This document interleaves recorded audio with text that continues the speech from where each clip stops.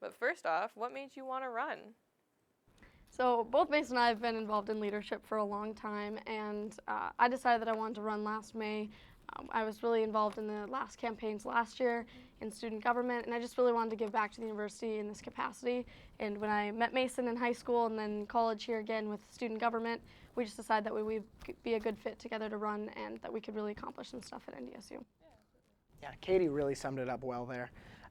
One of the biggest underlying things that kind of made us want to do this is we've always thought about wanting to get as involved in leadership here at NDSU as we possibly can, and I think this is the best step to really make a strong and lasting impact at NDSU.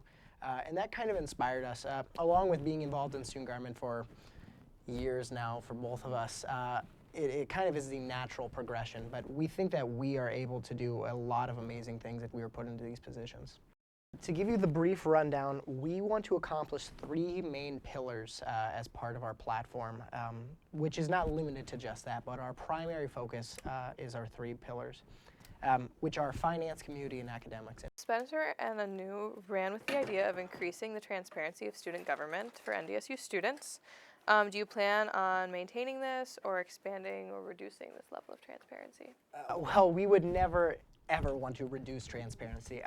As we briefly talk about, we really want more transparency, especially in student dollars.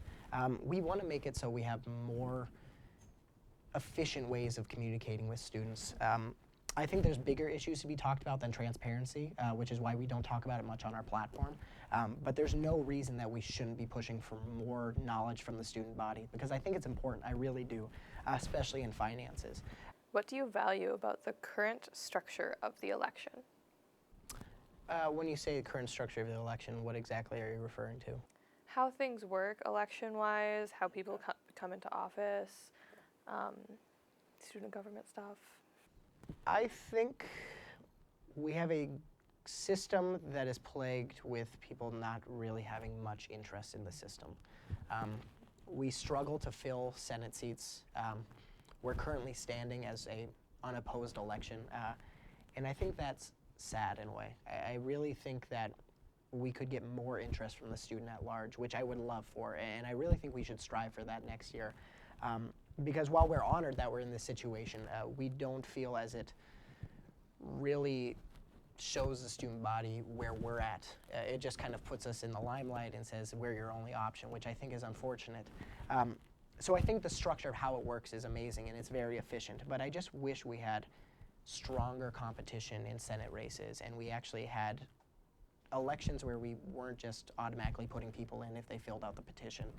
What's it like to be the only people on the ballot as opposed to last year where there were 4 ballots? Yeah, it's a lot different this year.